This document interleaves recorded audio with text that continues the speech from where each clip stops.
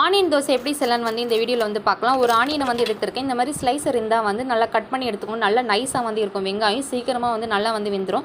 இதோட வந்து கொஞ்சமாக வந்து உப்பு, கொஞ்சமாக வந்து மிளகாத்தூள் காரத்துக்கு தேவையான அளவு சேர்த்துட்டு, கொஞ்சமாக வந்து அரிசி மாவு வந்து இதோட வந்து சேர்த்துட்டு நல்லா வந்து இந்த வெங்காயம், மிளகாத்தூள், உப்பு எல்லாத்தையும் வந்து அரிசி மாவு நல்லா வந்து கலந்து விட்டுருங்க. நம்ம எப்பயுமே வந்து சுடுற மாதிரி வந்து தோசை வந்து நல்லா வந்து சுட்ட பிறகு நம்ம கலந்து எடுத்து வச்சுருக்க வெங்காயத்தை வந்து இதோட வந்து சேர்க்கணும். இந்த மாதிரி நம்மளுக்கு எவ்வளோ வெங்காயம் தேவையோ அந்த அளவு வந்து வெங்காயத்தை வந்து நல்லா வந்து தூவி விட்டுருங்க. இதில் வந்து கொஞ்சமாக வந்து மிளகா பொடி வந்து இதோட வந்து சேர்த்துக்கோங்க. இப்போ இது மேலே வந்து கொஞ்சமாக வந்து தோசை மாவு வந்து சேர்த்துட்டு நல்லா வந்து பரப்பி விட்டுருங்க. அப்போ தான் வந்து வெங்காயம் வந்து நல்லா உதிராமல் நல்லா வந்து வெந்து வரும். இதோட கொஞ்சமாக மிளகாத்தூள் வந்து மேலாப்ப நல்லா வந்து தூவி விட்டுருங்க. இதோட கொஞ்சமாக நான் வந்து இன்றைக்கி வந்து நெய் வந்து சேர்த்துருக்கேன்.